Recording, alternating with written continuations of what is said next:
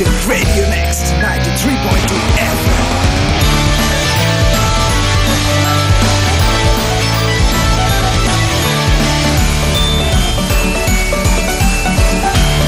Radio next 93.2 FM। স্বাগতম। আপনি শুনছেন রেডিও নেক্সট 93.2 FM। সাকিব আছি আপনার সাথে, আপনার পাশে। আর চলছে সিনেমা নিয়ে গল্প, আড্ডা, কথা এবং গানের আসর, যার নাম সিনে ম্যাজিক। ওকে, আমি অনেক গান শুনে ফেলেছি এবং গানে যাওয়ার আগে আমি বলছিলাম যে আজকে আমার সাথে মোশন ভাস্কর প্রোডাকশন হাউসের 6 জন থাকবে। 6 জন তো নেই, হারাধনের 6টি ছেলের মধ্যে একটি ছেলে আজকে নেই, এবং যেই ছেলেরা আছে তাদের নিয়ে আজকে আমি কথা বলবো। আর ফেসবুকে যারা আছেন তারা আমাকে লিখতে পারেন facebook.com/radionext93.2। সেখানে ইতিমধ্যে 6 জন বালকের একটি পোস্ট দেওয়া হয়ে গিয়েছে, যাদের মধ্যে একজন বালক কফি মগ হাতে কফি খাচ্ছেন। তো তার কাছে আমি সরাসরি চলে যাচ্ছি, পরিচয়টা তার মুখ থেকে শোনা যাক, বাকিদের কাছে আস্তে আস্তে আসবো। নাম?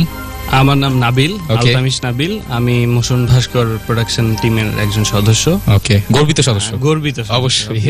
এবং আজকে আমি আস্তে আস্তে পরিচয় করে দিই। অবশ্যই, হ্যাঁ, সবার সাথে পরিচয় করে দিই। আমার পাশে আছেন খন্দকার সুমন ভাই। পাশে না, একদম সরাসরি। হলুদ পাঞ্জাবি হিমু ভাই। ওকে।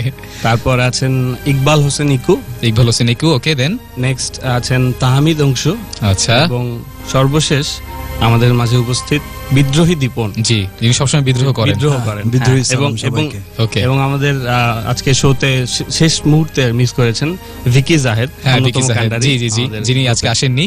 ওকে ভিকি ভাই, আপনি যেখানেই থাকুন আশা করি শুনছেন এবং আশা করি মিস করছেন, কারণ মিস তো করতে হবে আপনাকে, কারণ এরা কিন্তু আজকে ইফতারে দাওয়াত পাচ্ছে যেটা আপনি পাচ্ছেন না। ওকে।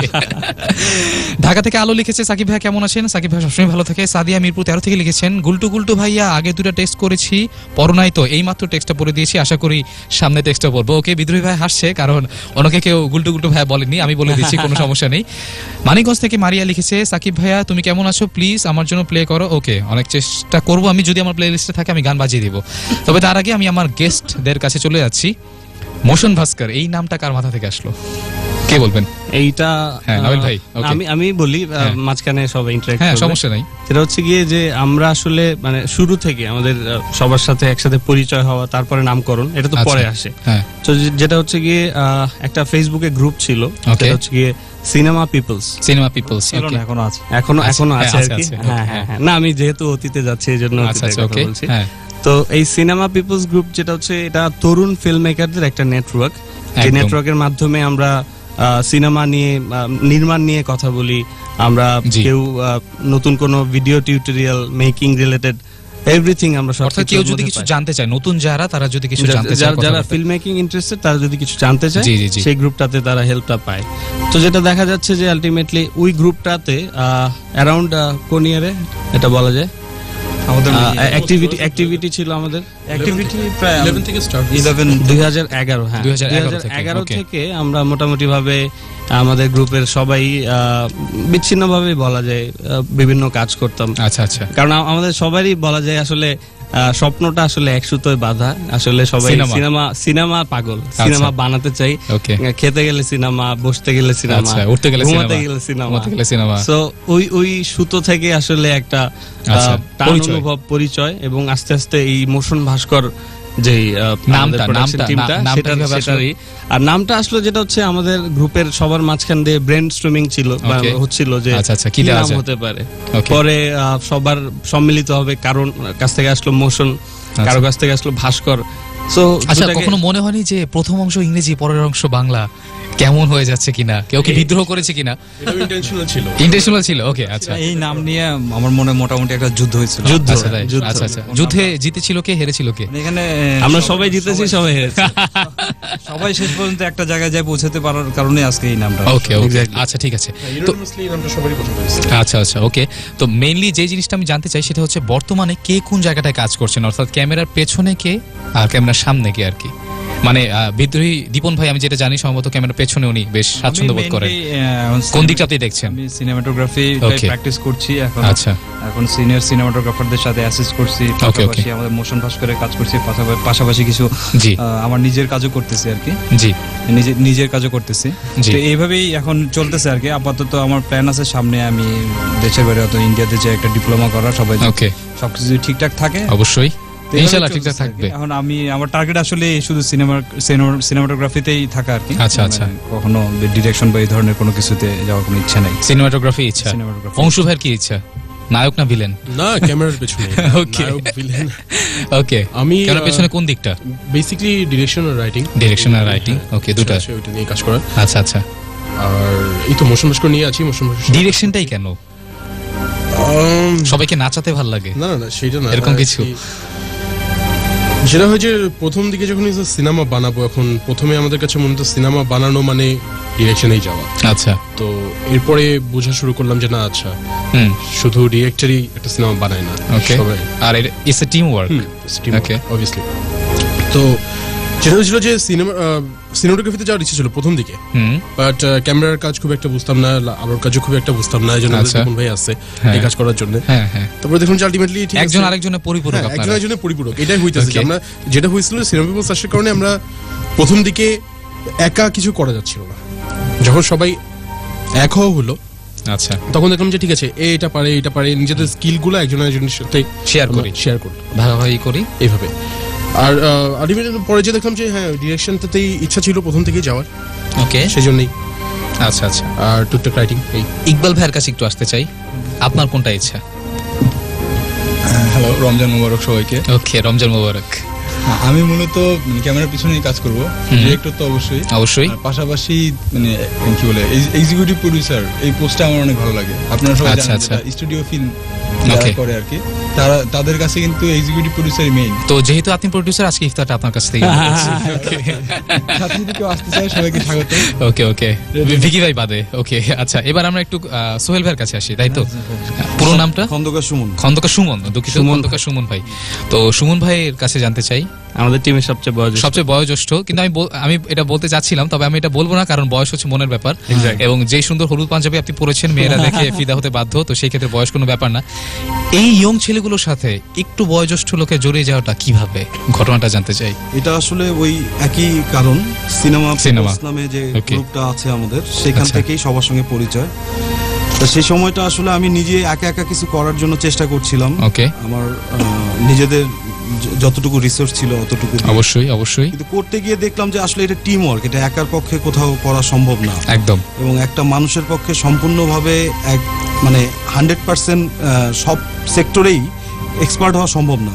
তো তখন যেটা করলাম যে সিনেমা পিপলসে ওনাদের লেখা পড়তাম, সবার নাবিল ভাই লিখতো, দীপন ভাই লিখতো, অংশু লিখতো, ইকবাল ভাই লিখতো। তো পড়তে গিয়ে যেটা হলো যে ওদের সঙ্গে আস্তে আস্তে কমিউনিকেশন হয়ে দেখা যাচ্ছে যে হ্যাঁ, আমার ভাবনার সঙ্গে ওনাদের ভাবনাগুলো মিলে যাচ্ছে। তখন আমি বললাম যে ঠিক আছে, আমি আপনাদের এখানে জয়েন করব, কোনো কাজে লাগলে বলবেন।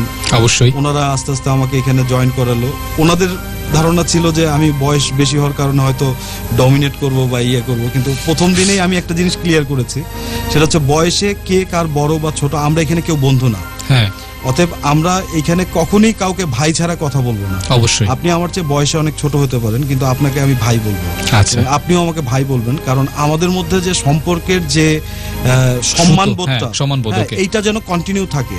কারণ আমরা একসঙ্গে কাজ করব এক ভাবনা থেকে, যখন আমরা বন্ধু হব তখন আমাদের সবচেয়ে বড় প্রবলেমটা হবে যে আমাদের আরো কিছু আবেগের সঙ্গে স্বাভাবিক, সেখানে হাসি কান্না দুঃখ সব থাকবে, কিন্তু কাজের উপরে এটার একটা প্রভাব পড়তে পারে। অতএব আমরা আসেন আমাদের মতো করেই চলি, এবং যে প্রফেশন থেকে আসি না কেন, এইখানে আমরা আসলে শুধুমাত্র প্রফেশনাল কাজেই মানে একসঙ্গে হয়েছি, আর কোনো কাজ নেই এখানে। আপনি আমাকে মিস করছেন বা দুঃখ পাচ্ছেন, এটা ভাবার কোনো কারণ নেই। এবং এখানে যাতে আমাদের প্রফেশনটা বেশি ম্যাটার করে, ইমোশনটা না। ওকে, ইমোশনের জায়গায় ইমোশন থাক, আর প্রফেশনের জায়গায় প্রফেশন। তবে এখন আমি চলে যাচ্ছি নাবিল ভাইয়ের কাছে। নাবিল ভাইয়া, আপনার কোন দিকটা ইচ্ছা? ক্যামেরার সামনে, চেহারা তাই বলে। ক্যামেরার সামনে না, কখনোই। ছোটবেলা আমার আম্মা বলতো আমি আমিন খানের মতো দেখি। ও মাই গড, একদম একদম একদম একদম। তাই তো কই, এত চেনা লাগে কেন? আচ্ছা আচ্ছা, যাই হোক। ওকে, তো মানে আসলে ইচ্ছার মানে কিছু তো বেসিস থাকে, কিছু তো বেস থাকে যেটা থেকে আসে। তো আমি আসলে ছোটবেলা থেকে সত্যজিৎ রায়ের খুব ফ্যান, এবং ছোটবেলায় যেটা দেখা যেত যে কলকাতা চ্যানেলগুলোতে সত্যজিতের জন্মদিন, মৃত্যুদিনে দেখা যেত তার বিভিন্ন সিনেমা দেখানো, গুপি গাইন, ভাগা ভাইন, ফেলুদা। স্পেশালি ফেলুদা দেখে নাই মানে এই ধরনের কেউ নাই। তো যেটা দেখতাম আর কি, যে ওনার ফিল্মের মাঝখানে এমন একটা শক্তি আছে আর কি, যেটা মানুষকে আসলে টেনে রাখতে পারে, মানে ধরে রাখতে পারে, পর্দার দিকে ধরে রাখতে পারে। মানে এইটা আসলে আমার কাছে মনে হতো যে একটা ম্যাজিক। এবং মানে অবভিয়াসলি যে নির্মাতা, যে ডিরেক্টর, সে হচ্ছে একজন ম্যাজিশিয়ান। সো এই সেন্সে আমার এই ম্যাজিশিয়ান হওয়ার খুব একটা ইচ্ছা, মানে মাঝখান থেকে কাজ করতো, ভিতর থেকে খুব কাজ করতো। সুতরাং আপনি কি ডিরেকশনের দিকে ইচ্ছা আছে? হ্যাঁ, এক্স্যাক্টলি। ওকে ওকে। এরপরেই আসলে কাজ শুরু করা। এবং আমাদের এই গ্রুপের মাঝখানে সবার শুরুতে সবার সাথে মানে তো পরে যোগ হয়েছি। সবার শুরুতে আমি দীপনের সাথে মানে আমরা ফ্রেন্ড ছিলাম। তারপর আমরা প্রথম আমাদের একটা কাজ করি, এটা নাম হচ্ছে ভাবুক, আচ্ছা, দ্য লেজি থিঙ্কার। তো এই কাজটা দিয়ে আসলে দীপন এবং আমার এই মিডিয়াতে আচ্ছা আচ্ছা ডিরেকশন বা নির্মাণ শুরু হয়। নাবিল ভাইয়ের মতো শান্ত মানুষটার সাথে বিদ্রোহী ভাইয়ার মতো বিদ্রোহী মানুষটার আর কি পরিচয় ঘটলো। এরপরে ভাবুকের উদ্ভব হলো। ওকে, ভাবুকের আইডিয়াটা কি নিয়েছিল? ভাবুকের আইডিয়া নিয়েছিল আমাদের, তখন আমরা বেসিক্যালি নাবিল আর আমি ভার্সিটি মেট আর কি। আচ্ছা আচ্ছা, একই ভার্সিটি। ঘুরে ফিরে আর কি আমাদের গল্পগুলোই বলার একটা ট্রাই ছিল যে আচ্ছা আমরা উদাস হয়ে থাকতাম বিভিন্ন কারণে, সবকিছু নিয়ে বেশি চিন্তা করতাম, কোনো স্টেপ নিতে পারতাম না, কনফিউজ থাকতাম। এইরকম একটা চিন্তা ভাবনা থেকে নাবিলের একটা স্ক্রিপ্ট ছিল, এটা আসলে হুট করে আমাদের ফিল্ডে বানানো হয়ে গেছে আর কি। ওকে, মানে চলো কিছু একটা করি, কিছু একটা করি। এই যে বললাম, এরপরে 7 দিন আমাদের ভার্সিটি বন্ধ ছিল। তারপরে ওই 7 দিনের মধ্যে আমরা মানে এটা মানে উল্লেখযোগ্য যে এটা আমরা মাত্র 60 টাকা প্রোডাকশন কস্ট ছিল। ও মাই গড। এবং এইটা দিয়েই আমাদের শুরু, মানে গিনেস বুক অফ ওয়ার্ল্ড জানলে কিন্তু নাম লিখে ফেলবে। ওকে, এটা আসলে ব্যাপারটা ছিল তখন আমাদের ভার্সিটিতে ওইরকম কেউ চিনতো না। এইটার মাধ্যমেই অনেকেই চেনা শুরু করলো, টিচাররা চেনা শুরু করলো, সেই থেকেই আসলে টুকটুক করে। এবং আশা করি সামনে আরো অনেক চিনবে। এবং আপনি যদি চিনতে চান আপনাকে কিন্তু লিখতে হবে NEXT স্পেস আপনার নাম স্পেস লোকেশন স্পেস দিয়ে আপনার যে কোনো কথাবার্তা আপনি আমাকে লিখে জানাতে পারেন। আমাদের গেস্টদের আপনি লিখে জানাতে পারেন। নাম্বার একটাই 2010। আর ফেসবুকে যারা আছেন নামটা একটু বলতে চাই। লায়লা তানজু লিখেছেন, হ্যালো সুমন ভাইয়া, খুব ভালো লাগছে প্রোগ্রাম শুনে, সম্ভবত আপনার কোন একজন পরিচিত কেউ। ওকে, ঢাকা থেকে আলো লিখেছে। ওকে, অংশু ভাইয়ার ভয়েসটা আমি ফিদা। কে লিখছে? ফারিয়া লিখেছে। ফারিয়া, জি, গাজীপুর থেকে। অংশু, আচ্ছা আচ্ছা, অংশু ভাইয়া কংগ্রেচুলেশন ভাই, দাও দিন অংশু ভাই। আর আরেকদিন মিলাদের বুকিং। Faria, thank you. আচ্ছা আচ্ছা, এই ফারিয়া উনি কিন্তু আবেগঘন হয়ে গেছেন। ওনার একটা ইকবাল ভাই একটু টিস্যু দেন ওনাকে, কান্না করে দিয়েছে। ওকে, ফেসবুকে আমার সাথে অনেকেই জয়েন করছে, আমি শুধু নামগুলো একটু বলবো। অবুজ বালিকা আছে আমার সাথে, স্যাডনিন নাসাদি আছে আমার সাথে, নীরব রান্না আছে, ইলোর আজমি আছে, মোহাম্মদ মকসিদুল আছে, আরো অনেকেই আছে। তবে তবে তবে এখন চলে যাচ্ছি আমার গেস্টের কাছে।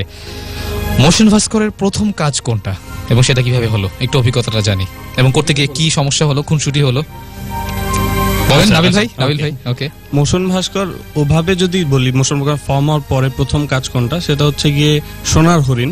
আচ্ছা, এটা একটা বক্স ফিল্ম ছিল। জি জি, যেটা আমি দেখেছি। এই টার্মটা আসলে আমরা প্রথম ইন্ট্রোডিউস করি বাংলাদেশে, বক্স ফিল্ম, যেটা কিনা পুরোপুরি ফিল্মের ট্রিটমেন্ট দেওয়া হবে এবং এটা নির্মিত হবে হচ্ছে গিয়ে মোবাইল অথবা টেলিভিশনের জন্য, মানে পুরোপুরি ফিল্মের ট্রিটমেন্ট, বাট এটা মোবাইল টিভি, যেটা রিসেন্টলি খুব জনপ্রিয় হয়েছে। আচ্ছা, এটা পুরোপুরি একটা এক্সপেরিমেন্টাল কাজ। মানে আপনাদের প্রথম কাজে যেটা হয় কি আসলে মানে করে ফেলি, দেখি না কি হয়, মানে এত বেশি থাকে না যেটা হয়। ওকে, এত বেশি থাকলে ওই যে ভাবুক হয়ে যায়। হ্যাঁ, ভাবুক হয়ে যায়, ভাবুক দা লেজি বয়। ওকে, লেজি থিঙ্কার।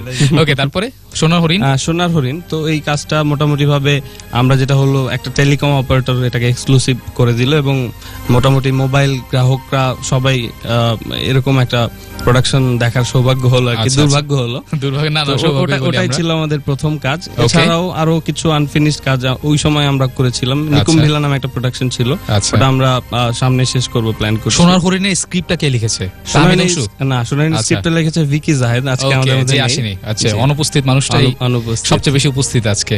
ওকে, তারপর সোনার হরিণ বানানোর সময় মানে কি ধরনের সমস্যাগুলো ফেস করলেন? অনেক সমস্যা, একটু শুনি। অনেক সমস্যা, একটা মজার সমস্যা। অবশ্যই আমরা মজার ঘটনা শুনতে চাই। আমরা কার্জন হলে শুট করতে গেছি, একটা হরিবল এক্সপেরিয়েন্স। কার্জন হলে শুট করতে গেছি, 2টা শট নেওয়ার পরেই কিছু ভার্সিটির ছেলে পেলে এসে আমাদের ক্যামেরা নিয়ে নেয় এবং তারপরে 30,000 টাকা দাবি করে। 30,000 টাকা দাবি থেকে ওটা থেকে ধরেন আপনারা বার্গেন করতে করতে করতে আমরা 3,000-এ নামি। আচ্ছা, তারপর 3,000 দেওয়ার মানে একটা শূন্য জাস্ট কমে। 3,000-এ নামি, 3,000 দেওয়ার পরে ওখান থেকে আমরা কোনোভাবে বের হয়ে আসতে পারি। এরপরে ওখানে অনেক বড় একটা প্রবলেম, মানে ঝামেলা হয়েছিল আমরা যতদূর শুনছি আর কি। মানে এইরকম একটা অনেক ঝামেলার মধ্যে দিয়ে মানে ওই শট আমরা পরে আমরা ডিটারমাইন ছিলাম যে ওখানে যে 2টা শট আমরা নিয়েছি ওই 2টা শট আমরা রাখবোই। আচ্ছা, ছিল ওটা ছিল। ওকে, মানে এছাড়া আরো অনেক প্রবলেম ছিল আমাদের। প্রথম দিনের শুটে দেখা যাচ্ছে যে আমরা আফতাবনগরে শুট করব, তো ক্যামেরা ওপেন হলো, তারপরে বৃষ্টি নেমে যে মানে খুবই জঘন্য অবস্থা। একদিনের শুট, ওটা পরে আমাদের 7 দিন শুট করতে, মানে প্রোডাকশনের অবস্থা তো তাহলে খুবই খারাপ। আর মেইনলি এই সমস্যাটাই হয় যে দেখা যায় যে আপনি চাচ্ছেন রোদ্রের দিন কিন্তু বৃষ্টি এসে সব ভাসিয়ে দিয়ে যাচ্ছে, এবং সেই ক্ষেত্রে সমস্যাটা হয় যখন আমরা লো বাজেটে কাজ করতে যাই তখন এটা আরো অনেক বড় একটা ফ্যাক্টর দাঁড়ায়। এই শর্ট ফিল্মগুলোর ক্ষেত্রে যে বাজেট তো একটা ফ্যাক্ট থাকে, তো এই বাজেটের যে বিষয়টা, তো এইটা পরে আস্তে আস্তে কিভাবে ম্যানেজ করা শিখলেন দীপন ভাইয়া? এটা আসলে কিভাবে যে আপনার কি মনে হয় যে মানে টাকাটা যদি ঠিকমতো যদি প্ল্যান করে ইউজ করা যায়, এটা আসলে পুরোপুরি একটা প্রি প্রোডাকশন একদম, যদি আমি যেটা এই দেশে কম হয়, এই দেশে খুবই কম হয়। মানে হইতে গেলে শুধুমাত্র আমরা যখন টিভি কমার্শিয়াল গুলোতে কাজ করি তখন টিভি কমার্শিয়ালের যে ওয়ার্কফ্লোতে ওগুলাতে হয়, কিন্তু ধরেন বাংলাদেশের এখন ফিল্ম বলেন নাটক বলেন এগুলোতে কিছুই হয় না, খুব কম হয়, খুব হাতে গোনা কয়েকটা ফিল্ম যেগুলো হয়, যেগুলো আমরা ভালো ফিল্ম হিসেবেই পাই আমাদের কাছে। তো যেটা হলো আমাদের বাজেট যে মিনিমাম ইউটিলাইজেশন, এটা আসলে প্রি প্রোডাকশন পুরোপুরি, যে আমি একটা লোকেশন রেকি থেকে শুরু করে কোথায় কি করতেছি, কোথায় কি খরচ হইতেছে, সবকিছু যখন একটা সর্ট আউট করা হয়, একদম ছক বাঁধা হয়, এবং এটার পরে কিন্তু আমাদের অল্টারনেটিভ A B C বিভিন্ন প্ল্যান থাকে। যেমন আপনি বললেন যে বৃষ্টি আসলে কি হয়, যেমন আমাদের যদি এখন লো বাজেট, একদিনের মধ্যে কাজটা নামানোর দরকার, যেমন রোদের মধ্যে গল্পটা এখন আজকের মধ্যে শেষ করতে হবে, আমাদের কোনো মানে বৃষ্টি হলে ওইভাবে আমাদের ডাইভার্ট করতে হইতেছে। সেটাই হয়তো আউটডোরে সিন থাকলে ওটা আমি ইনডোর বানাই দিলাম, বা আমি রোদের গল্পটাই বৃষ্টি বানাই দিলাম। এটা ইনস্ট্যান্ট করতে হবে। ইনস্ট্যান্ট মানে এখানে আমাদের ইনস্ট্যান্ট ঠিক না, এখানে আমাদের ABC আমরা আগেই অল্টারনেটিভ কিছু প্ল্যান করে রাখি, এবং আমাদের মোশন ভাস করে এটা আমি মানে প্রাউডলি বলতে চাই যে আমাদের সবগুলা কাজের সবগুলা আমাদের মানে একবারে খুব সুন্দরভাবে প্রি প্রোডাকশন করা, খুবই আগে থেকে খুবই সর্ট আউট করা, মানে এমন না যে আমরা গেলাম মারলাম শুট করলাম এরকম। সেটাই এবং এই ক্ষেত্রে সম্ভবত আপনার যে ক্রিয়েটিভিটি সেটা দেখা যায় যে আপনি আসলে কতটা ভালোভাবে হ্যান্ডেল করতে পারছেন। এমন তো না যে শুধু লেখাটাই অথবা শুধু বানানোর ক্ষেত্রে যেসব সমস্যাগুলো হয় সেগুলো ডিল করাও। সেটা একটু অংশু ভাইয়ের কাছে আসি। অংশু ভাই যদি বলতেন যে মানে প্রথম আপনি কি সোনার হরিণ কাজটার মধ্যে ছিলেন কিনা? সোনার হরিণে আমি আপনার যে কোনো একটা মজার অভিজ্ঞতা? আমি কাজটাও ছিলাম, আমি ছিলাম হলো ব্যাকগ্রাউন্ড গুন্ডা। ব্যাকগ্রাউন্ড গুন্ডা নাম্বার 2, যাকে পেছন থেকে এসে নায়ক মেরে ফেলে। আচ্ছা, ওকে, এবং আমি মারা যাই। আচ্ছা, এছাড়া হইলো জীবনে প্রথমবার মরে যেতে কেমন লাগলো? টারান্টিনো মরে প্রত্যেক সিনেমায়, ঠিক আছে, তো আমি ওইটা মনে করি। তো আপনি কি টারান্টিনোকে আদর্শ মানেন? হ্যাঁ, ওকে, তো আর অ্যাসিস্ট্যান্ট ডিরেক্টর হিসেবে ছিলাম, হেল্প করছি ভিকি আর নাবিলকে। তো আপনার কি মনে হয় যে প্রথম শর্ট ফিল্মে আপনার মানে না এটা তো মোশন ভাস্করের প্রথম, এটা শর্ট ফিল্ম ছিল না। হ্যাঁ, আচ্ছা, মানে যেটা ছিল আর কি, বক্স ফিল্ম ছিল, 42 মিনিট লেন্থ। তো যেটা ছিল প্রথম সবাই মিলে করা কাজ, খুব অনেক লিমিটেশনের ভিতরে কাজটা করা লাগছে আমাদের। তবু যেটা হয়েছে আলটিমেটলি আমরা বের করে আনতে পারছি, কারণ যে দীপন ভাই যেটা বলতেছিল যে আমরা জানতাম যে আমরা কি চাই। ওকে, ঠিক আছে, আমরা এমন না যে আমরা লোকেশনে গেছি, লোকেশনে দেখছি যে আচ্ছা এটা ভালো লাগবে, আমরা ওখানে নিয়ে নিছি, তা না, আমরা জানতাম যে আমরা কি চাই, এই কারণে আমরা পারছি, এবং সেই প্ল্যান মাফিক যত অনেক প্রবলেম হয়েছে তার মধ্যে আমরা কাজটা বের করে আনতে পারছি শুধুমাত্র ওই কারণে। তো আমরা এখন যে কাজগুলো করতেছি ওগুলোতে প্রি প্রোডাকশনের পরে অনেক বেশি জোর দিই আমরা। ওকে, প্রি প্রোডাকশনের পরে তার মানে অবশ্যই। আমি একটা কথা বলছি, রিসেন্টলি আমরা যে একটা কাজ করলাম, মিউজিক ভিডিও করলাম কুয়াকাটাতে, এটার আমি একটু উদাহরণ দিতে চাই, যেমন আমরা কিভাবে প্রি প্রোডাকশন করছি। আমাদের প্ল্যান ছিল 3 দিনের, 2 দিন শুট করবো, এবং একদিন আমরা পুরোটা লোকেশন রেখে করছি, এবং কুয়াকাটার এক সাইড থেকে শুরু করে আমরা মোটরসাইকেলে আরেক সাইড ঘুরছি, এবং পরে 2 দিন শুট করছি। এমন অবস্থা হয়েছে যে মানে মোটরসাইকেলে পুরোটা ঘুরছি। জ্বালানি খরচ কে দিয়েছে? ওটা প্রোডিউসার। আচ্ছা, ওকে, আমাদের ইকবাল ভাই। ওকে, তখন যেটা হলো ধরো মানে আমরা মানে চাইতেছিলাম যে কুয়াকাটাকে একটু এক্সপ্লোর করতে। কুয়াকাটা অনেক ধরনের শুট এর আগেও হয়েছে, কিন্তু ওইভাবে এক্সপ্লোর কিভাবে আমরাও চাইতেছিলাম ওইভাবে একটু গানটার মাধ্যমে এক্সপ্লোর করতে। তো এমন একটা লোকেশন ছিল কাউয়াচর নামে একটা জায়গা ছিল শেষ দিকে, মানে এত সুন্দর জায়গাটা, মানে একটা স্ন্যাপ নিয়ে আসছিলাম, ভিকি বলছে ওই শটটা নিতে হবে, তা আমি বলছি যে ওটা নিতেই হবে যেমনি হোক। মানে সব দিক দিয়ে কাভার টাভার করার পরে ওখানে এমন হলো গিয়ে কুয়াকাটা শুটিং খুবই আনফ্রেন্ডলি, মানে আপনার ট্রান্সপোর্টেশন নাই, আপনি মোটরসাইকেলে বা এই অটোতে করে আপনার ইকুইপমেন্ট, বৈরী আবহাওয়া যেটা বিচের মধ্যে দিয়ে আমার যেতে দিতেছে, কারণ বিচের মধ্যে উঠলে আবার চাকা ডেবে যেতেছে। তো কোনো চাওয়ার চট হলে একটা মাঝখানে আবার একটা নৌকা পেরোতে হয়। অবশ্যই। তো আমি ভিকিরে বললাম যে ভিকি অনেক তো হইলো, আমাদের ওই শটটা লাগবে, তো চলো আমরা কি করি, আমরা আগের মানে গেরিলা স্টাইলে চলে যাই। ভিকিরে বললাম ভিকি তুই ট্রাইপড নে, আমি ক্যামেরা নিতেছি, 2টা মোটরসাইকেল ছিল, নায়কের আরেকটা মোটরসাইকেলে উঠলাম, আমরা দুজন এক মোটরসাইকেলে উঠলাম, যা একদম ওই জায়গাতে আরো 6-7 কিলোমিটার ভিতরে যায় শুটটা নিয়ে। মানে এই জিনিসগুলো কিন্তু হইতো না, যে আমি যদি একদিন পুরোপুরি একটা লোকেশন রেখে করে ওই দিন রাত্রে 12টা পর্যন্ত আমাদের একটা মিটিং হয়েছে, কোন টাইমে কোথায় শটগুলো হয়েছে, এবং আমরা মানে অনেকগুলা প্রায় 10 থেকে 12টার মতো কুয়াকাটার লোকেশন আমরা কভার করছি ওই গানটাতে। তো শুধুমাত্র প্রি প্রোডাকশনের জন্য কিন্তু হয়েছে।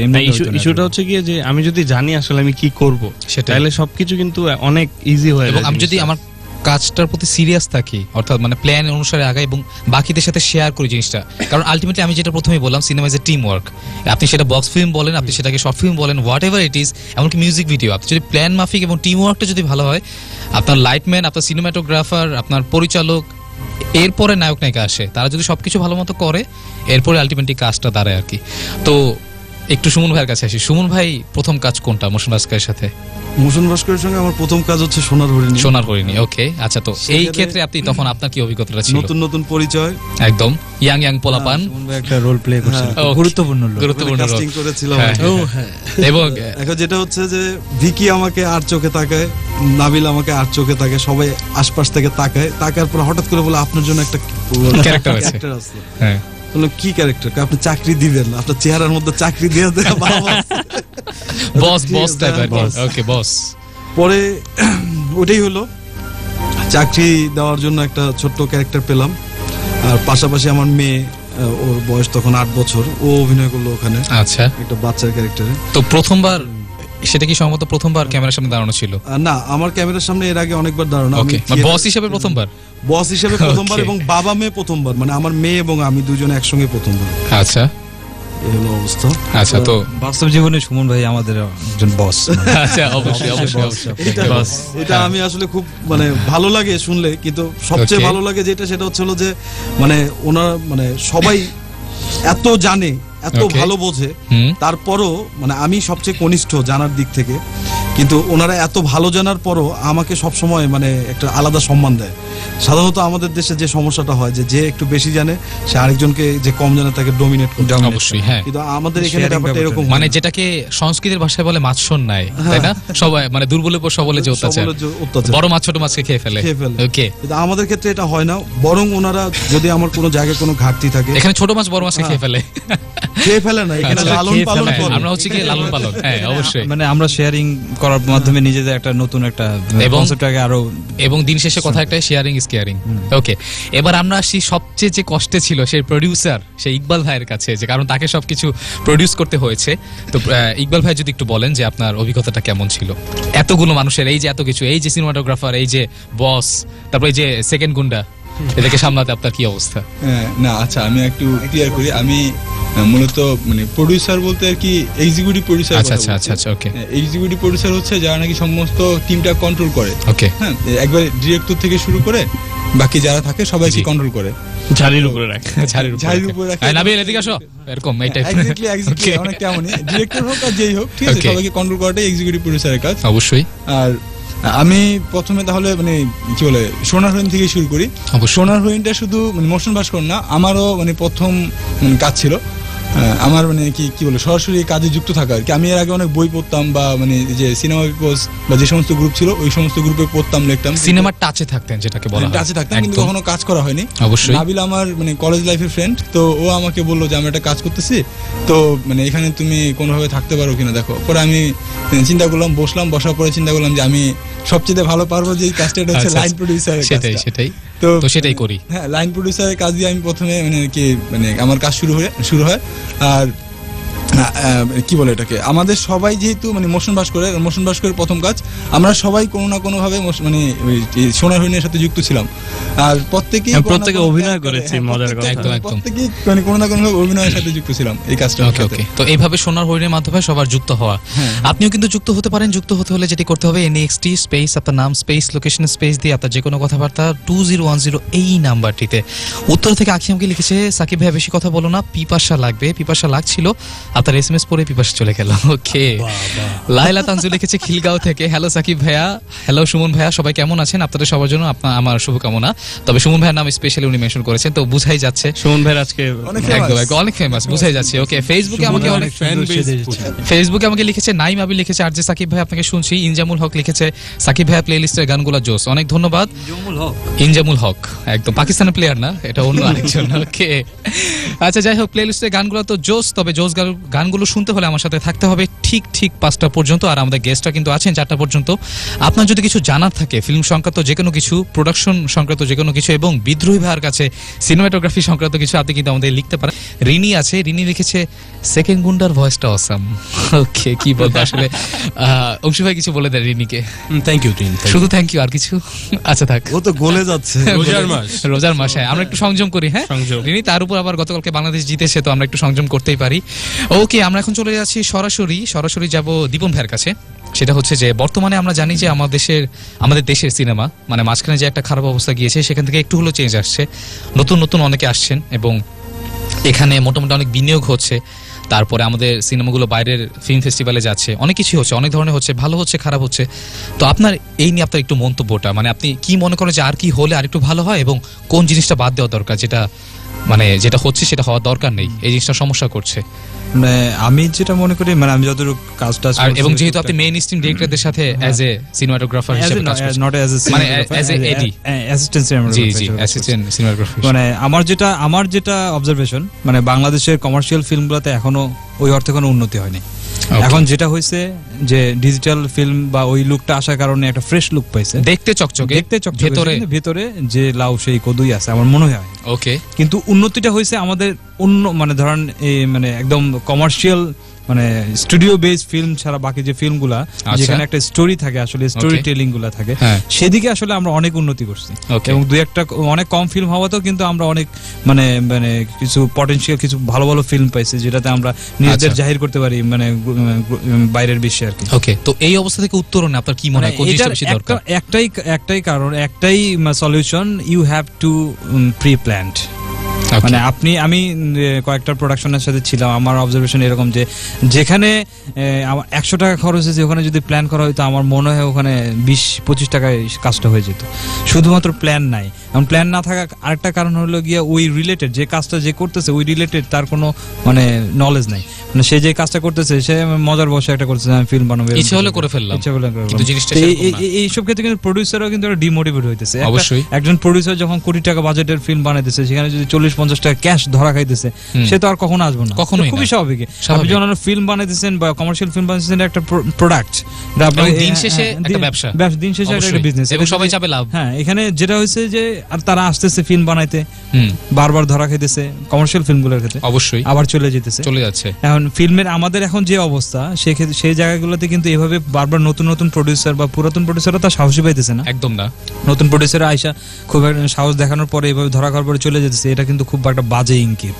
ওকে, অবশ্যই। সেই জন্য আমাদের আসলে এই একটা ফিল্ম বানানোর আগে এটা একটা মিনিমাম একটা প্ল্যানিং দরকার, যে আমি কোথায় কি করতেছি, স্টোরি বোর্ডটা দরকার। আপনার স্টোরি বোর্ড তো অবশ্যই দরকার। স্টোরি বোর্ড হলে আপনি দেখেন না কেন, স্টোরি বোর্ডে তো কিন্তু বেশি টাকা খরচ হয় না, একদমই না। এখানে যে ব্যাপারটা হলো আমরা আঁকাইতে পারি না, ভয় পাই, এর তো কোনো ব্যাপার না, আঁকার কোনো ব্যাপার না। আপনার মাথায় যদি থাকে যে আমার স্টোরি বোর্ড এখানে, আমার একটা সিকোয়েন্স করতে যেতেছি, আপনি যদি 1 মাস আগে থেকে জানেন যে আমার এই গল্পের এই স্টোরি, ধরেন আমি যদি হাতির ঝিলে শুটিং করি, আমি আগে স্টোরি বোর্ডে লিখে দিলাম যে এই দিন শুধু হাতির ঝিল এবং শর্টের ডিভিশন গুলা, শর্ট অ্যাঙ্গেল গুলা, লাইট কোথায় কি থাকতেছে, এগুলো যদি থাকতেছে আপনার কাজ অনেক ইজি। এবং সেক্ষেত্রে অবশ্যই আমাদের যে আর্টিস্ট আছে তাদের অনেকটা পাংচুয়াল হওয়া দরকার, টাইম ব্যাপার এইটা খুব দরকার, পাংচুয়ালিটিটা খুব দরকার। যে কারণে আমার মনে হয়, যে কারণে এখন ইন্ডিয়ান যে অ্যাক্টর বা অ্যাক্ট্রেসদের একটা মানে আপনার মানে বাংলাদেশে আসা শুরু করেছে। আমি ভয়ঙ্কর সুন্দরের পরমব্রত শুটিং দেখতে গেছিলাম, আমার ফ্রেন্ড মানে অনিমেষ পরিচালনায় ফায়ারবাগ অ্যাসিস্ট করতে দেখতে গেছিলাম।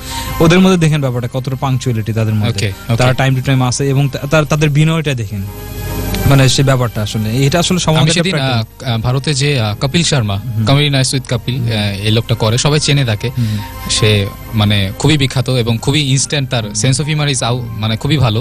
তো সে যখন প্রথম মানে অমিতাভ বচ্চনকে তার শোতে ডাকে, 10:30টার টাইম ছিল, তো সে খুব ভয়ে আছে, কারণ এর আগে সে জীবনে অমিতাভ বচ্চনের সাথে সামনাসামনি কথা বলেনি, স্বাভাবিকভাবেই, তো বিগ বি বলা হয় তাকে। তো তিনি যখন আসলেন তখন 10:32 বাজে, তো তিনি এসে বললেন যে হ্যালো, আমি অমিতাভ বচ্চন, একটু দেরি হয়ে গেছে, 2 মিনিট দেরি, আশা করি কিছু মাইন্ড করবেন না, আমি সরি।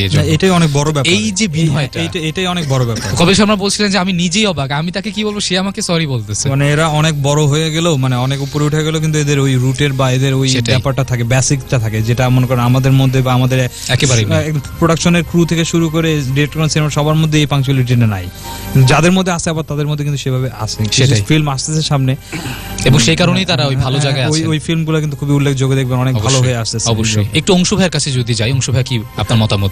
সিনেমা তো দেখা হয় সব দেশে, সব ধরনের, হ্যাঁ, তো এই আপনার নিজের দেশ সম্পর্কে আপনার এখন বর্তমানে লাস্ট যেসব সিনেমা দেখেছেন? সমস্যা হলো আমাদের মেইন প্রবলেম হচ্ছে এমন না যে আমাদের এখানে ট্যালেন্টের অভাব, তা কিন্তু না।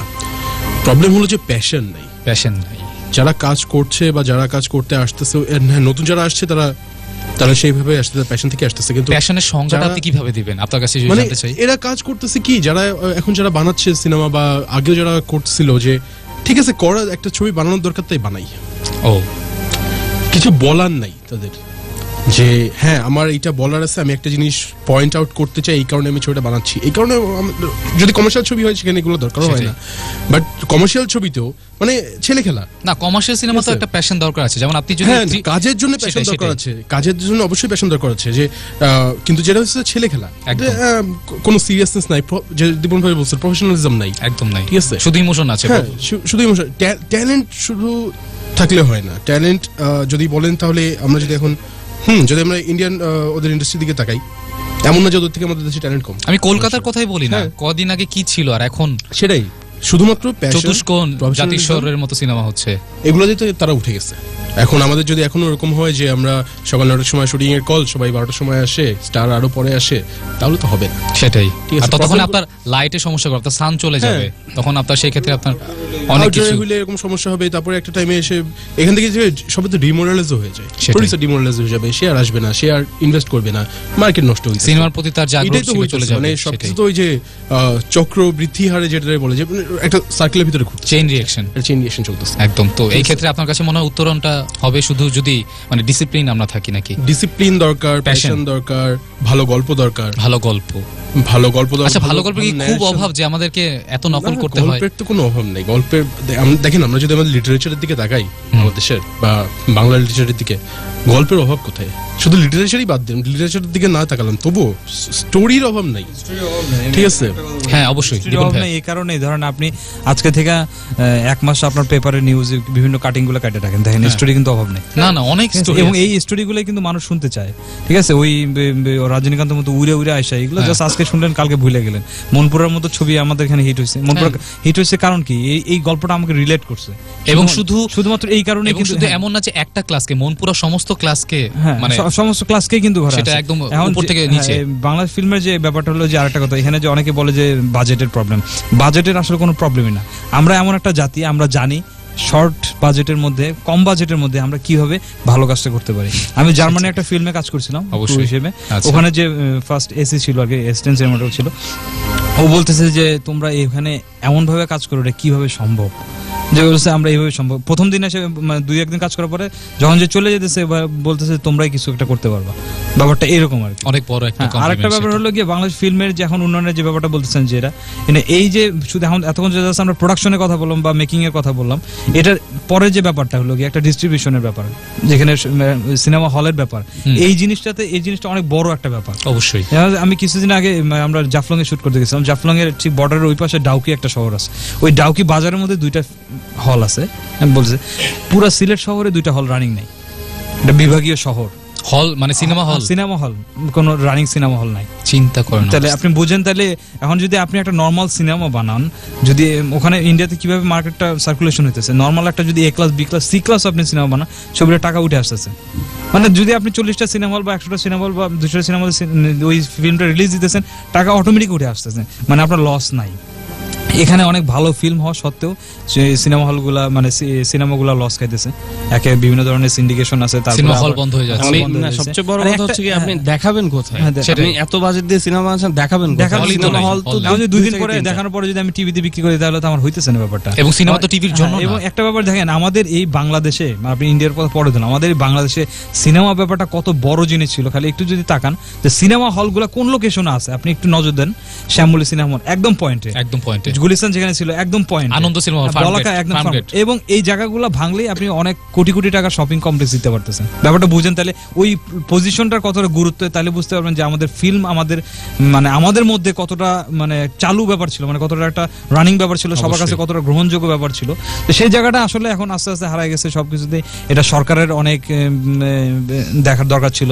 শুধুমাত্র ইন্ডাস্ট্রি ঘোষণা করার পরে এটা ইন্ডাস্ট্রি হয়ে যায় এমন ব্যাপারটা, এটা রক্ষণাবেক্ষণের দরকার আছে। এবং সবচেয়ে অবাক করার বিষয় আমার কাছে যেটা যেমন হয়, স্বাধীনতা 44 বছর পরেও একটা দেশের বক্স অফিস হয় না এখনো, কোনটা কত আয় করেছে মানে তার একটা কিছু মানে কিছু আসলে আমার মনে হয় না কোনো টাইমে আমরা এই দিকটাতে কেউ ওইভাবে নজর দিচ্ছে বা ওইভাবে কাজ করছে। এটা কিন্তু দরকার। শুধুমাত্র যদি আপনি প্রপার ওয়েতে যদি এই ইন্ডাস্ট্রিটাকে ডেভেলপ করেন, এটাতে আপনি বছরে মানে আমার মনে হয় 1000 কোটি টাকা সার্কুলেশন হওয়াটা খুব একটা অস্বাভাবিক ব্যাপার না।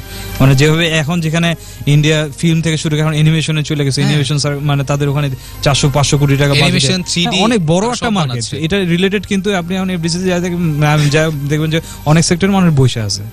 এবং কালকে যেমন ইন্ডিয়াতে রিলিজ পাচ্ছে ABCD 2, যেটার মানে ডিস্ট্রিবিউশনে আছে ডিজনি। কত বড় বড় মার্কেট চিন্তা করেন, ডিজনি তারা এখন এখানে মানে ইনভেস্ট করছে কারণ তারা জানে ভারতের বাজার বড় হয়ে গিয়েছে। ফক্সের সাথে কাজ এবং ফক্সের সাথে মানে আমাদের ফিল্ম যেখানে ছিল, আমাদেরই কিন্তু এই ধরনের সাপোর্টগুলো আগে পাওয়ার সম্ভাবনা ছিল, যেটা আমরা নিজেরা নষ্ট করছি যে কোনো ভাবে হোক, মানে কারো পৃষ্ঠপোষকতার অভাবে হোক, যে কোনো ভাবে আমরাই নষ্ট করছি। আচ্ছা, এখন এটার উত্তরণের জায়গাটা আমাদের চেঞ্জ হইতেছে, এমন না যে হয়নি। মানে খারাপ অবস্থা আছে এমন না যে আমরা অনেক খারাপ অবস্থা ছিলাম না, আমরা অনেক ভালো অবস্থায় ছিলাম। সেখান থেকে মাঝখানেও একটা খারাপ ফেজ গিয়েছে 2000 এর দিকে। ইনশাআল্লাহ খুব তাড়াতাড়ি আমরা ভালো ফিল্মের একটা মানে খুব ভালো একটা মার্কেট পাবো, যেখানে সব ধরনের সিনেমা চলবে। যেমন দেখেন বাংলাদেশ ক্রিকেট যেভাবে আগায় যাচ্ছে, অবশ্যই ইন্ডিয়ারে যেমন কালকে ব্যাম্বো অন দিয়ে দিল। ব্যাম্বো। ওকে, একটু নাবিল ভাইয়ের কাছে আসি। নাবিল ভাইয়ের কি মতামত মানে বর্তমান ইন্ডাস্ট্রি? আমি দীপন যেটা বলছিল আর কি, অনেক এক্সিকিউশনের ব্যাপার বলছিল, তো আমি দুইটা জিনিস বলবো, দুইটা মানে দিক নিয়ে আলোচনা করব। প্রথম কথা হচ্ছে কি, আসলে আমরা সিনেমাটা দেখি, ভিতরে কন্টেন্ট থাকে, গল্প থাকে। আচ্ছা, আমি যেটা ফিল করি, আমি বহির্বিশ্বে, আমি বলিউডে বলি, হলিউডে বলি, প্রত্যেকটা সিনেমায় এক এক রকম সিনেমায় এক এক রকম গল্প পাওয়া যায়, এক এক রকম জনরা পাওয়া যায়, মানে ধারার পাওয়া যায়, গল্প পাওয়া যায়, যেটা কিনা আমাদের দেশে অনেকটাই নাই।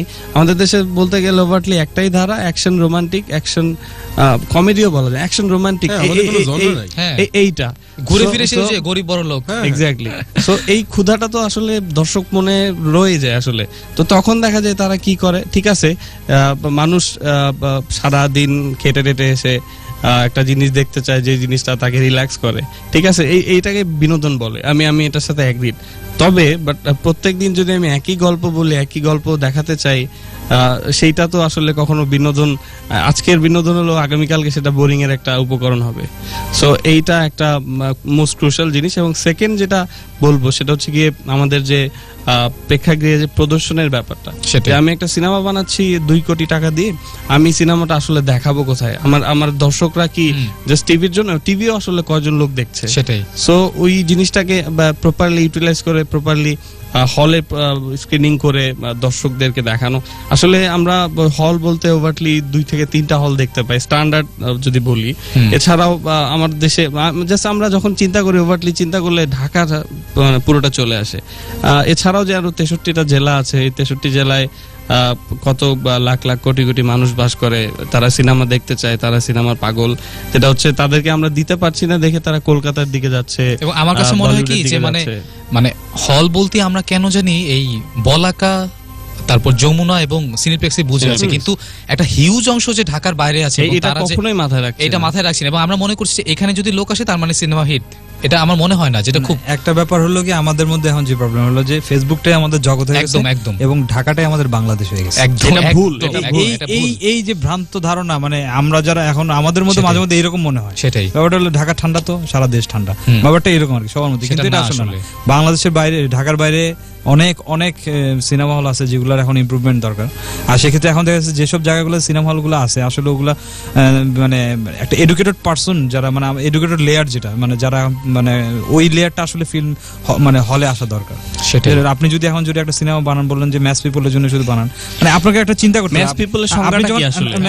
আমি একটা কথা বলি, যেটা হলো গিয়া, যখন আপনি একটা রাষ্ট্রের, যখন আপনি একটা মানে ধরেন প্ল্যান করবেন যে আজ থেকে 25 বছর পরে আপনি কোন জাতি বা কোন জাতি ক্রিয়েট করতে চান, সেক্ষেত্রে কিন্তু আপনার একটা অনেক বড় একটা প্ল্যান করতে হয়, মানে অনেক দূরদৃষ্টি সম্পন্ন একটা প্ল্যান করতে হয়। সেক্ষেত্রে কিন্তু আপনি যদি এখন ধরেন একটা মানে এডুকেটেড বা একটা জানাশোনা লেয়ার যদি ক্রিয়েট করতে চান, তাহলে এখন থেকে এই ফিল্মের ব্যাপারটা অনেক বড় একটা ফ্যাক্ট, যে আপনি কোন লেভেলটাকে সিনেমা হলে পুশ করবেন বেশি। না, এটা অনেকটা টেকনিক্যাল মার্কেট ডিসিশন আর কি। এটা হলো আমাদের কিন্তু এখন একটা ব্যাপার খেয়াল করুন, আমরা যারা ইউনিভার্সিটিতে পড়ি বা ইউনিভার্সিটি থেকে পড়ুয়া বা যারা বের হয়ে গেছে মোটামুটি যারা আর কি এডুকেটেড লেভেলে তারা কিন্তু সিনেমা হলে খুবই কম যায়, কিন্তু যেখানে যাইতেছে, যেমন স্টার সিনেপ্লেক্সে দেখবেন একটা সিনেমা রিলিজ হওয়ার পরে বলাকায় দেখবেন উপচে পড়া ভিড়, মানে জায়গা হয় না এমন একটা অবস্থা।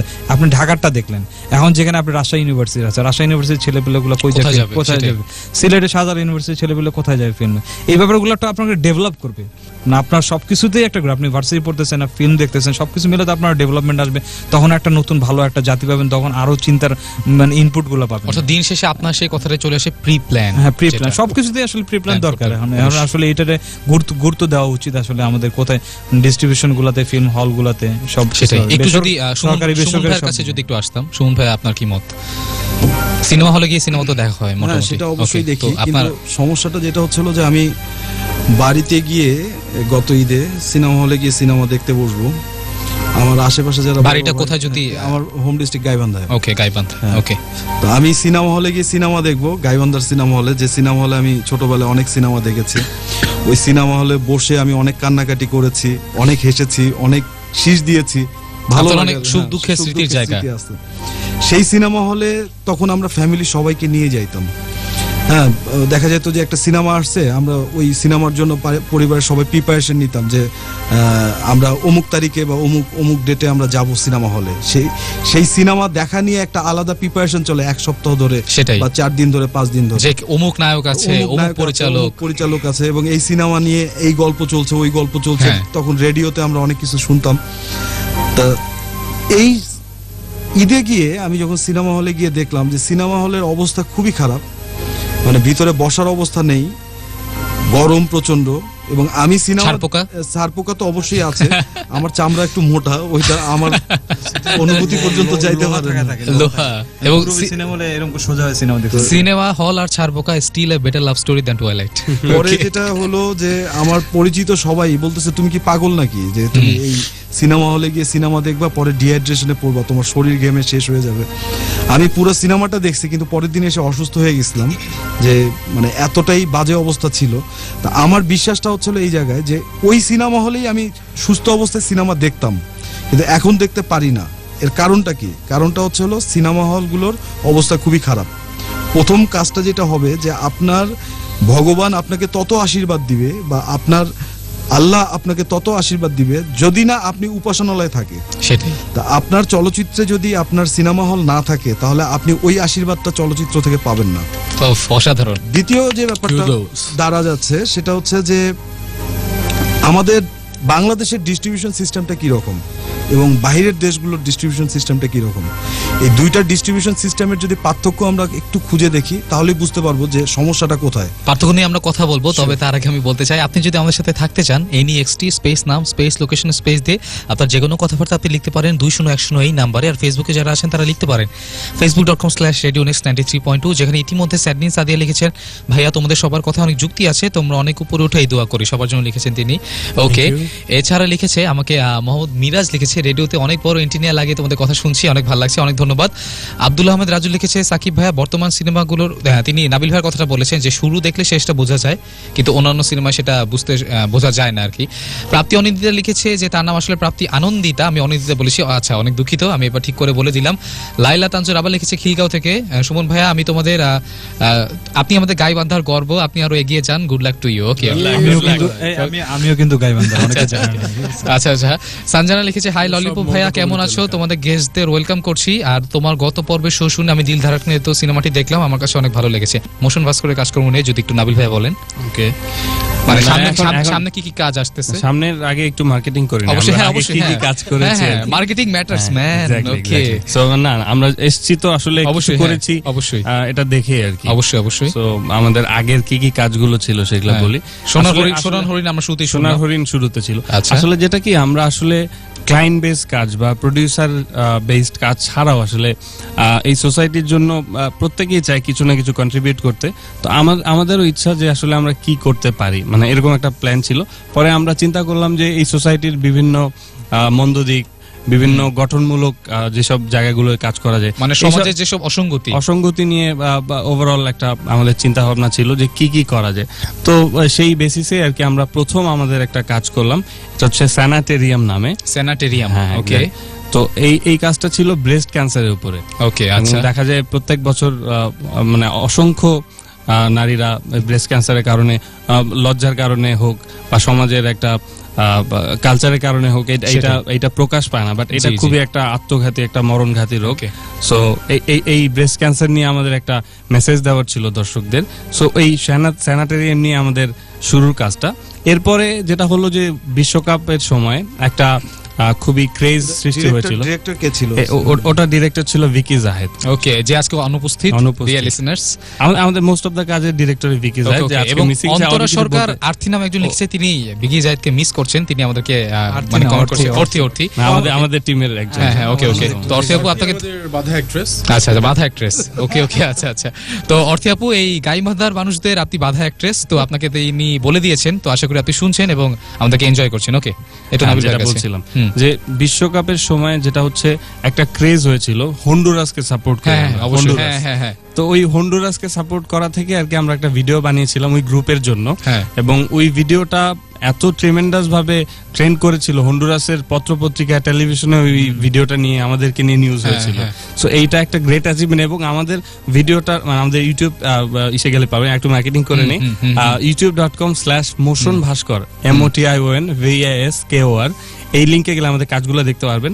তো আমাদের এই হন্ডুরাসের কাজটা মানে এত হন্ডুরাসের মানুষের কমেন্ট পেয়েছি, এত ভালোবাসা পেয়েছি, মানে জাস্ট চোখের পানি ধরে রাখা যায়নি আর কি। এখন আমার ফ্রেন্ড লিস্টে অনেক হন্ডুরিয়ান প্রচুর আমরা আসলে এটার পরে অনেক মেয়েরা না। আচ্ছা, ওকে। এবং আরেকটা মজার ব্যাপার কি, আমি এটা মানে হলফ করে বলতে পারি যে কোন বাংলাদেশি যদি কখনো হন্ডুরাস যায়, প্রত্যেকে এই ভিডিও সম্পর্কে জানে। এটা আসলে ফ্যাক্ট, এটা একটা পজিটিভ ট্রিটমেন্ট পাবে যে তুমি বাংলাদেশি। ইভেন এবার ক্রিকেট বিশ্বকাপে ওরা আমাদের নিয়ে কিন্তু একটা পেজ করেছিল, এবং হুইচ ইজ ভেরি ইন্সপায়ারিং। আমরা আসলে কল্পনা করিনি এটা এইভাবে ওয়ার্ক করবে ভিডিওটা। তো দীপন ভাই, সামনে কি কাজ আসতেছে? মানে নাবিল বলুক। আচ্ছা, নাবিল বলুক। না, আমাদের আরো কিছু কাজ ছিল আমাদের। এরপরে যেটা হলো গিয়ে সমাজের একটা বার্নিং ইস্যু হচ্ছে গিয়ে, এটা আগেও ছিল বা এখনো আছে, সেটা হচ্ছে eve teasing. So eve teasing নিয়ে আমরা একটা কাজ করলাম, মেক ইউর স্টেপ টুডে নামে, এবং এই কাজটা মোটামুটি ভাবে বিভিন্ন গ্রুপে, বিভিন্ন অনলাইন নিউজ পেপারে এইটা নিয়ে নিউজ। আমার যতদূর মনে পড়ে সেখানে তারেক মাসুদের যে রানওয়ের যে ফজলু সে অভিনয় করেছিল। জি, আমি দেখেছি, সেটা অসাধারণ ছিল। তো এই কাজটাও আমাদের রিপন ভাই ছিল, যে আমাদের হাসনাত ইবন একজন বান্ধা অ্যাক্টর। ওকে, বান্ধা অ্যাক্টর না, ঠিক আমাদের খুবই সোলমেট, যেটা সোলমেট। আচ্ছা। তো দুই রিপন আছে, বিদ্রোহী রিপন। ও আচ্ছা, দীপন আর রিপন। আচ্ছা, দুই ভাই নাকি? ভাই না, ঠিক আমরা ব্রাদারহুডে বিশ্বাসী। রিপন ভাইয়ের প্রসঙ্গে বলতে চাই, আমাদের একটা রিসেন্ট আরেকটা কাজ ছিল জলিলের বিশ্বাস, ক্রিকেট বিশ্বকাপের সময়। আচ্ছা, তো এই কাজটার মজাটা ছিল কি, যে এই ক্যারেক্টারটা ছিল জলিল, যে সে হচ্ছে দিনমজুর, এবং বাংলাদেশের প্রত্যেক ফ্যানের বিভিন্ন রকম কুসংস্কার থাকে, বিভিন্ন রকম থাকে যে আমি টিভির সামনে দাঁড়ালে বাংলাদেশ জিতবে বা করবো। তো এটা ব্যাপারটা ছিল, এই জলিল যখন খেলা দেখে তখন বাংলাদেশ ক্রিকেট টিম জেতে। সো এই কনসেপ্টটা নিয়ে আমাদের ভিডিওটা ছিল, এবং এইটাও মোটামুটি মানে সবাই খুবই আচ্ছা। হ্যাঁ ভাই, মানে খেলাটা দেখছি, মানে জলিল এখানে এখন আমি বলতে চাই, আমি পয়েন্ট আউট করতে চাই, এখন জলিলরা খেলা দেখলেও বাংলাদেশ জিতে না, একদম that is awesome man, awesome. কারণ আমাদের এখন ওই সময়টা নাই, কিন্তু আমাদের ভিডিওটা কিন্তু খুব রাইট টাইমে বানাতে পারছি। যদি ওই ভিডিওটা, ওই জলিলের বিশ্বাস শর্ট ফিল্মটা যদি আমরা আজকে বানাতাম, এটা ক্লিক করতে বাংলাদেশ জিতবে, ওই ইমোশনটা আমরা টাচ দেখুক না দেখুক বাংলাদেশ। ইভেন স্ক্রিপ্ট ডেভেলপমেন্টের সময় অনেকের সাথে আমার মানে যুদ্ধ হয়েছে, যে অনেকে বলছে যে আমরা কি এই কুসংস্কারকে সাপোর্ট দিতেছি না, এটা কি ওই কুসংস্কার সাপোর্ট দাও না, আমরা যা করতেছি খেলার যে ইমোশন, এই ইমোশনটারে জাস্ট রিলেট করা, এটা সেটাই।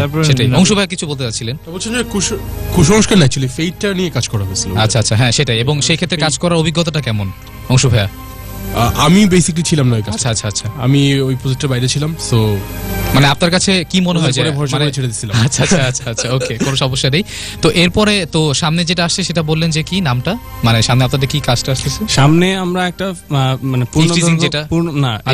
ইপটিজিং আমাদের আগের কাজ। আচ্ছা, ওকে। তো ইপটিজিংটা পজিটিভলি পেয়েছিলাম। এরপরে এর ফলো ইপটিজিং এর শেষ করি। ইপটিজিং এর যে কাজটা আমরা করছিলাম, যে টেক এ স্টেপ টুডে, এই কাজটা মানে খুব ভালো হয়েছিল আমাদের। এই কাজটা দেখার পরেই আমাদের যে এনজিও, একটা অ্যাকশন এইড নামে তাদের একটা ক্যাম্পেইন ছিল, সেফ সিটি ফর উইমেন। ওই ক্যাম্পেইনের 3টা টিভি কমার্শিয়াল আমরা করি শুধুমাত্র আমাদের ওই স্টেপ থেকে স্টেপ টুডেটা মানে খুব ভালো গ্রহণযোগ্যতা পায় এবং এটা প্রায় 100 এর বেশি দেশে প্রদর্শিত হয়েছে। এটা বিভিন্ন এখনো হইতেছে, সেটা অনেক ভালো। তো সামনে কি পূর্ণদৈর্ঘ্য সিনেমা বানানো? পূর্ণদৈর্ঘ্য সিনেমা আমাদের প্ল্যানিং চলছে, সবারই স্বপ্ন। তো কি ধরনের, সেটা কি মাস পিপল আর এটা অবশ্যই মানে ম্যাস পিপল বা এডুকেটেড পিপল এই ধরনের অবশ্যই একটা টার্গেট কাস্টমার থাকে বা টার্গেট অডিয়েন্স থাকে, স্বাভাবিক। কিন্তু আমরা সবসময় চাই যে গল্পটা আমাদের আশেপাশে হইতেছে ওই গল্পটাই একটু সুন্দর করে আপনার কাছে দর্শক যাতে রিলেট করতে পারে, যে আমি এই ফিল্মটা দেখার পরে এই মানুষটাকে দেখার পরে বলতে পারবো আমি এই টাইম ফেস করছি, মানে এটাই আমার গল্প হইতে পারতো। প্রতিদিন চোখ খুললে আমি আশেপাশে যা দেখতে পাই, দাঁত মাজার সময়, খাওয়ার সময়, দাঁত মাজার সময়, দাঁত মাজার সময়, সো এইটাই আর কি। আমি জানি রিলেট করতে পারি, আমি জানি নিজেকে দেখতে পারি মাঝখানে। এটা কি একদমই প্রাথমিক পর্যায়ে আছে নাকি সামনে, মানে নাকি সিলেক্ট হয়ে গেছে? এখনো প্রাথমিক পর্যায়ে আছে। মানে এটা হচ্ছে কি আমাদের ক্লায়েন্ট বেস কাজের মাঝে মাঝে আর কি স্বপ্নর বীজটা যতটা স্ট্রং করা যায়, এটা আমাদের আলটিমেট ইচ্ছা ফিল্ম বানানো, সেটা অবশ্যই আমরা ট্রাই করতেছি। মানে আমাদের যে কাজের যেভাবে ওয়ার্কফ্লো ওই স্টাইলে ওই লেভেলের কাজ রাখার জন্য, সো আমরা এটা সময় নিয়ে করতে চাই। সুতরাং লিসেনার শুনতেই পাচ্ছেন, মোশন ভাস্কর প্রযোজিত এবং পরিচালিত সিনেমা কিন্তু আসছে। প্রযোজিত ঠিক। আচ্ছা, আরেকটা জিনিস, যে এক্সিকিউটিভ প্রোডিউসার আছে এখানে, এক্সিকিউটিভ প্রোডিউসার তো মানে জাস্ট মেইনটেইন করে, উনি ঠিক করবেন, প্রোডিউসারকে ঠিক করবেন উনি। আরেকটা ব্যাপার বলতে যেটা হলো যে আমাদের প্রমোশনাল গুলো যে কথা, মানে এটা আমরা মানে ঠিক বন্ডসই না, মানে এটা আমাদের সবার একটা বিশ্বাস বা আমরা সবাই এটা কমিটেড যে আমরা যত ব্যস্তই হই না কেন, ইনশাআল্লাহ আমরা আজ থেকে 4-5 বছর পর অনেক ব্যস্ত হয়ে যাব। অবশ্যই স্বাভাবিক, আমরা হয় সেটা গো হার্ড অর গো হোম, এই টাইপের আমরা কাজ করব এবং কাজ করতে চাই। মানে অনেক ব্যস্ত হয়ে যাওয়ার পরও কিন্তু আমাদের এই ছোট ছোট যে প্রমোশনাল গুলো, যেগুলো সোশ্যাল ইস্যুতে কাজ করে, সোশ্যাল অ্যাওয়ারনেস ক্রিয়েট করে, মানুষজন দেখে, মানুষজন যদি 2-1 মানুষকে যদি ঠিক করতে পারে, এই জিনিসটা এটাই বড় কথা। এবং এটা আমরা সবসময় কন্টিনিউ করব, মানে এটাতে কোনো কমার্শিয়াল বা কোনো ধরনের মানে উদ্দেশ্য নাই, এটা আমরা মানে করতে থাকবো আর কি। এটা আমাদের প্র্যাকটিস হোক, যেভাবে আমরা করতে থাকবো।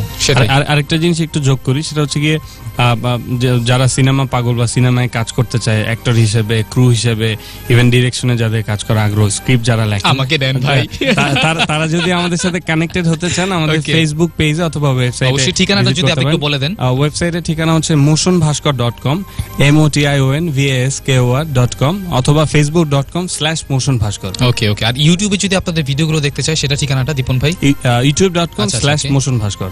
ওকে, youtube.com/motionbhaskar, বানান আগেরটাই। ওকে, কোনো সমস্যা নেই। তো লিসেনার, আপনারা যারা শুনছিলেন, তারা আশা করি এই ঘোষণা দেওয়ার পর পিছিয়ে লেগে থাকবেন এই 5 জনের, অথবা বিশেষ করে প্রোডিউসারদের চাই, একদম বিশেষ করে। ওকে, মানে আমাদের তো অনেক কাজ করা দরকার, সেটাই প্রযোজক। ওকে, মানে প্রোডিউসার আসলেই কিন্তু আমরা নতুন অ্যাক্টর অ্যাক্ট্রেস প্রোডিউসার নিতে পারতেছি, সেটাই। ওকে, তো আমরা অনুষ্ঠানের একদম শেষ পর্যায়ে চলে এসেছি, 4টা বাজতে খুব বেশি দেরি নেই। যদিও সাকিব কিন্তু যাচ্ছি না, সাকিব থাকবো ঠিক 5টা পর্যন্ত, আপনি কোথাও যাবেন না। তবে যাওয়ার আগে যেটি এনাদের কাছে জিজ্ঞেস করতে চাই, সেটা হচ্ছে নতুন যারা আসছে তাদের সম্পর্কে আপনাদের কি বলার আছে একটু সংক্ষেপে। আর আরেকটি কথা, সেটা হচ্ছে রেডিও নেক্সট সম্পর্কে যদি কিছু বলেন, এই সবাই ছোট করে একটু।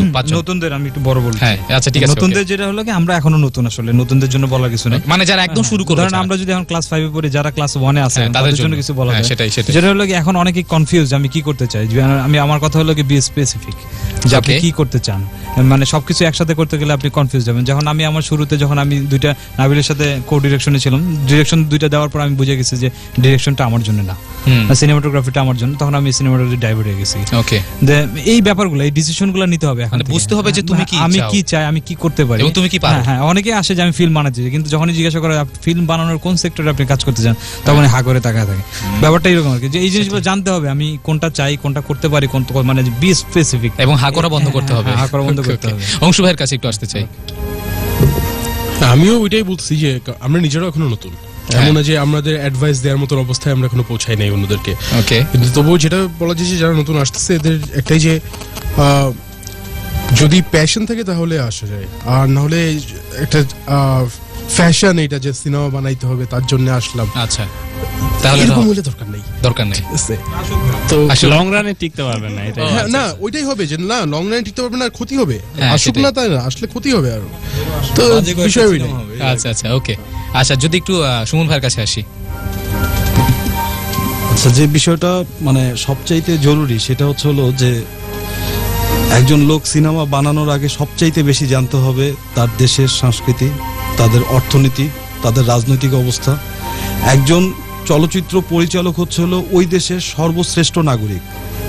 এই চিন্তাটা যদি তাদের মাথা থেকে আসে এবং ওই প্রিপারেশনের ব্যাপারটা যে আমি চলচ্চিত্র পরিচালক হব, তার আগে আমাকে যেটা প্রথমেই করতে হবে সেটা হচ্ছে প্রচুর পড়াশোনা করতে হবে। একদম, শুধু চলচ্চিত্র নিয়ে না, রাজনীতি নিয়ে, অর্থনীতি নিয়ে, সামাজিক ব্যবস্থা নিয়ে, ধর্ম নিয়ে, সব কিছু নিয়ে পড়তে হবে। সব পড়ে তারপরে তাকে ডিসিশন নিতে হবে এবার সে বানাবে কিনা।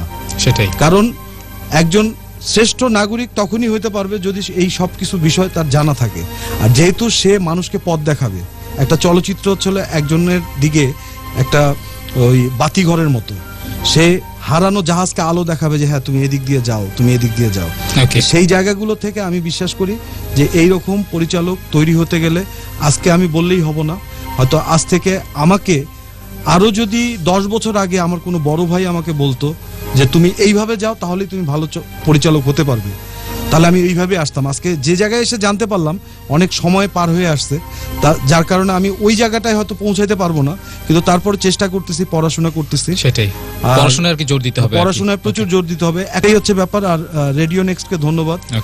রেডিও নেক্সটের এইরকম আয়োজন আমরা রেগুলার শুনতে চাই এবং খুব ভালো লাগলো যে আসলে সত্য বলতে কি এইরকম পৃষ্ঠপোষকতায় মানুষ কিন্তু ইচ্ছা তৈরি হয়। সেটাই ভাই, আমাকেও কিছু বলেন। হ্যাঁ, আপনাকে তো আমি কি বলবো, আমি ছোট দীপিকার সাথে যা করলাম, ও গড, না না এটা আমরা অন এয়ারে না বলি। ওকে, যাই হোক, এটা হচ্ছে যে আপনি হচ্ছেন হলো মানে চকলেটি বয় আর কি। আচ্ছা আচ্ছা আচ্ছা, হ্যাঁ, আপনাকে চকলেটি, ওকে, আচ্ছা আচ্ছা, আপনাকে দেখে মোটামুটি ভাবে খুব মজাই লাগলো। আচ্ছা, ধন্যবাদ। কণ্ঠটাও আপনার খুব সুন্দর, আমি নিজেও ঠিকঠাক হলো।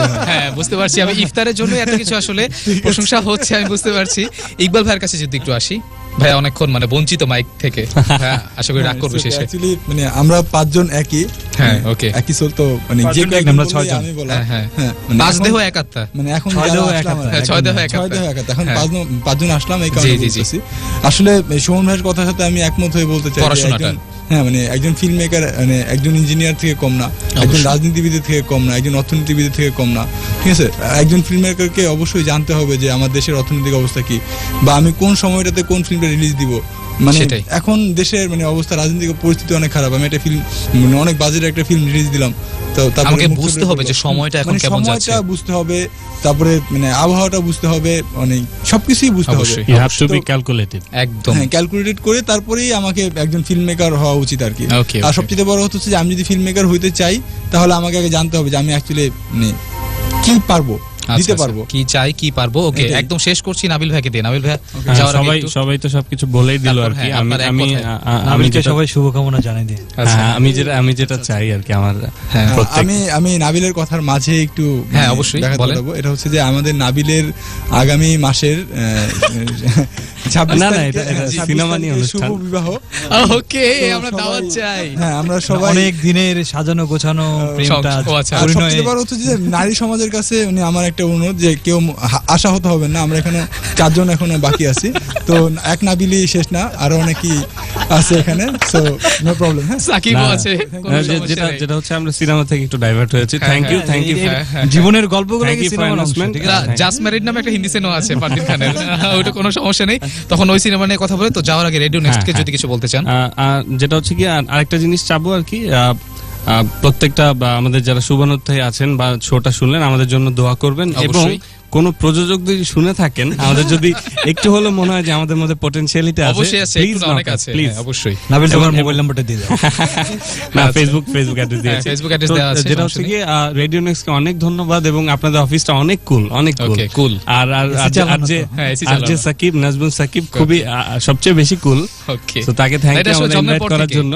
জন্মের পর থেকেই, কারণ হাসপাতালে নার্সরাও ক্রাশ খাইতো আর কি। আচ্ছা, যাই হোক, আমরা খুব বেশি ছোটবেলায় চলে যাচ্ছি, আপনি কিন্তু কোথাও যাবেন না, কারণ সাকিব ফিরে আসবো একটু পরেই। আর আপাতত গেস্টদেরকে বিদায় জানাতে চাই, সবাইকে বিদায়। আর